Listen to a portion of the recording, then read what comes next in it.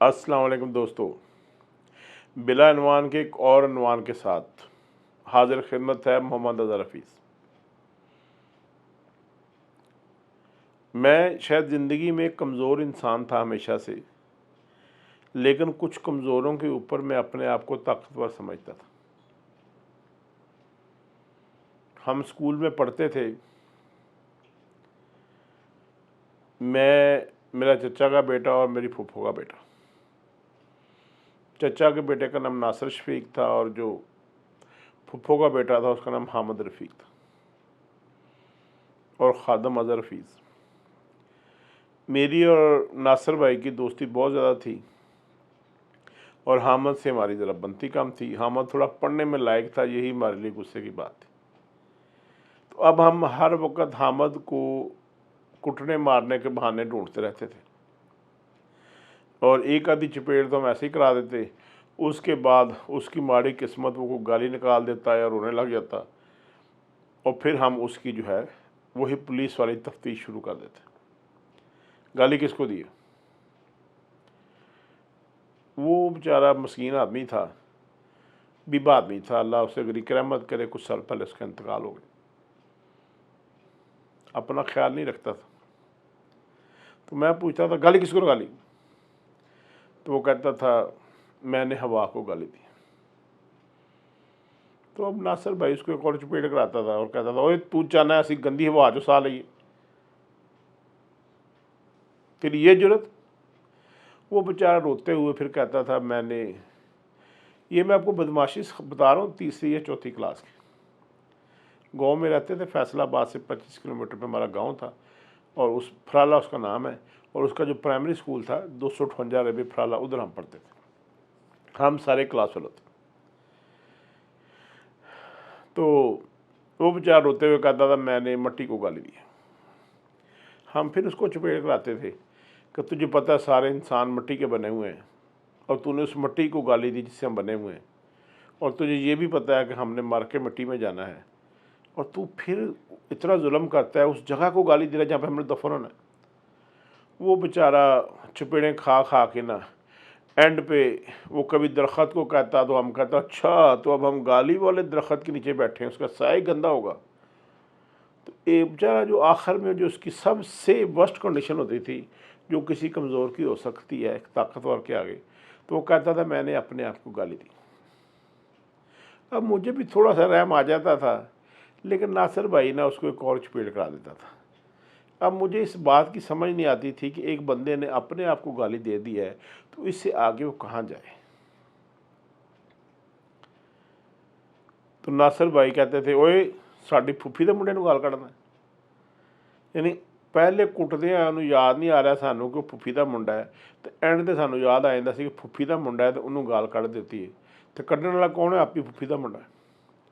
अभी जब मैं मुल्की हालात देखता हूँ या दुनिया के हालात देखता हूँ, अफ़गानिस्तान के साथ क्या हुआ, पाकिस्तान के साथ क्या हो रहा है, कोयटा में क्या हो रहा है, गिलगित बल्तिस्तान में क्या हो रहा है, तो मुझे वो जो ताकतवर हजरात हैं कभी वो नासिर भाई लगते हैं और कभी मुझे अज़हर हफ़ीज़ लगता है, और जो जिनको चपेड़ें पा रही हैं वो मुझे हामिद रफ़ीक नज़र आता है। मैंने बहुत दफ़ा अल्लाह के आगे सजदे में पढ़ के भी, रो के भी माफ़ी मांगी कि या बारी ताला जिस तरह की बेवकूफ़ी हमने ज़िंदगी में की, शुगल समझते थे अपने आप को, उनसे मैं माफ़ कर दें। उम्मीद अल्लाह हमें माफ़ कर देंगे और हामिद रफ़ीक के भी दर्जात आगे बुलंद करेंगे, उसकी बीवी को, उसके बच्चों को, उसकी अम्मी को, हमारी फूफो को सब्र जमील अता फ़रमाएँगे और उनकी मदद फ़रमाएँगे। मैं सारी ज़िंदगी इस पे शर्मसार भी हूँ कि हम ऐसी बेवकूफ़ियाँ करते रहे, लेकिन अब जब कोई इस तरह की, जिस तरह हमें उस वक़्त लगता था ना कि किसी को क्या पता, अल्लाह तो देख रहा होता है। लेकिन इसी तरह से आज कुछ अदारे, कुछ शोबे, कुछ हुकूमती एहलकार ऐसी ताकतवराना हरकतें करते हैं और वो समझते हैं कि कौन देखता है। मेरा ख्याल है कि कोई ना कोई तो देखता है ना, जो निज़ाम दुनिया का चला रहा है वो देख रहा होता है। हमें नहीं पता था ये बंदूक क्या होती है, ये बंदूक पिस्तौल क्या होती है। हम गांव के जग्गे थे किस्म के। हमारी पुश्तपनाही हमारे फुफ्फोजाद, दूसरे फुफ्फोजाद भाई मियाँ अब्दुल कयूम करते थे। उनकी हमेशा थी कि तुसी नंबरदारां दे मुंडे, और हम इसी नंबरदारी में हम जो है बदमाश बनते जा रहे थे, जिसकी पादाश में मेरे माँ बाप मुझे लेके इस्लामाबाद आ गए और नासिर भाई के वालदन से लेके गांव से फैसलाबाद चले गए। तो अल्लाह का शुक्र है हम दोनों बाइज़्ज़त रोज़गार कमा रहे हैं, हमारे बच्चे बड़े हो गए हैं।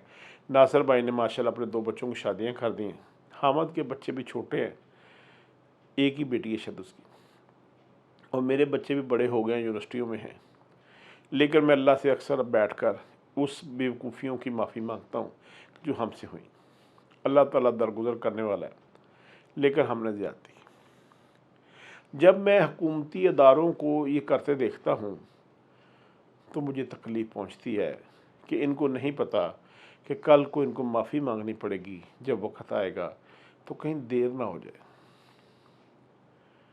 हो सकता है कि मैं उस बेवकूफ़ी पे डटा रहता और मुझे पता ही बाद में चलता जब मैं इस दुनिया से चला जाता कि मैं गलत कर आया हूँ। मेरे अल्लाह ने मेरे पे करम किया, मुझे दुनिया में समझा दिया कि ऊंची बोलना, बदतमीज़ी करना जो है ये बड़ी बात नहीं, छोटी बात है। हमन हमसे बड़ा आदमी था जो हमें आगे से जवाब नहीं देता था, हर चीज़ का वो माज़रत खाना ले उसका लहजा था, लेकिन हमारा तरीक़ाकार गलत था और हम गलती पे थे। हुकूमत वक़्त को, हुकूमती अदारों को सोचना चाहिए कहीं वो गलती पर तो नहीं। अभी सूरत हाल ये है मुल्क की हालात की कि लाइसेंस वाला पिस्तौल आप कैरी नहीं कर सकते, और बगैर लाइसेंस के अब जहाँ मर्जी लेकर दंदाते फिरें, कोई रोकने टोकने वाला नहीं। हमें सोचना होगा, जुल्म को रोकना होगा, वरना मुल्क की हालात दिन ब दिन बद से बदतर होते जा रहे हैं। जैसा दारुल-हुकूमत कभी कराची था, वैसा ही दारुल-हुकूमत अब इस्लामाबाद भी बन गया है, और यहाँ भी आए रोज़ डकैतियाँ, गन पॉइंट पे मोबाइल छीनना, पर्स छीनना, घर में आकर डकैती कर लेना, किसी से ज्वेलरी खरीद छीन लेना। उस दिन पिंडी में एक टीचर से गन पॉइंट पे उन्होंने बैग वाला ख़रीदा, उसका गला भी दबाया, उसको फेंक के चले गए। फिर वो लड़के अरेस्ट भी हो गए। मेरा दिल तो किया अपने हाथ से जाकर ज़रा उनको चपेड़ें कराऊँ कि यार तुसी इन्ने बदमाश हो गए। भी किसी के पास भी जो हक हलाल कमा रहा है, उसके पास अपनी ज़रूरत के पैसे नहीं हैं। ज़ालिमों, अगर वो आप छीन के ले जाओगे तो उसकी अपनी ज़रूरत पूरी नहीं हो रही, तो आपकी कहाँ से होगी।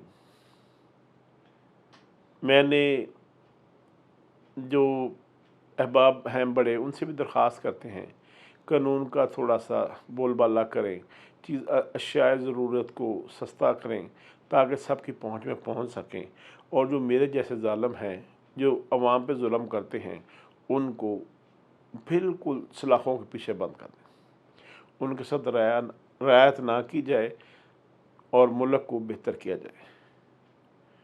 मैं 53 साल का हो गया हूँ। इन 53 सालों में मैंने कभी भी ऐसी खौफ की फ़िज़ा पाकिस्तान के अंदर नहीं देखी जो इस वक्त है। बिजली का बिल अभी आना है, पिछला जमा करवा दिया। उस बिजली के बिल के आने के खौफ में हम बिजली तो कम इस्तेमाल कर ही रहे हैं, साथ बहुत सारे ज़रूरियात ज़िंदगी को बिजली के बिल आने की तारीख के बाद पे हम मौखर करते जाते हैं कि वो जो बिल साहब आने हैं वो हमें भी नहीं पता और वापडा वालों को भी नहीं पता कितने आने, ताकि बिजली जो है वो बंद ना हो जाए। जब हम अपनी हिफाजत के लिए असला अपना कैरी करते हैं, अपने घर की देखभाल के लिए सीसीटीवी कैमरे, फिर उनको मोबाइल पे मॉनिटर करते हैं, तो मुझे समझ नहीं आती हम टैक्स किस पादाश में दे रहे हैं।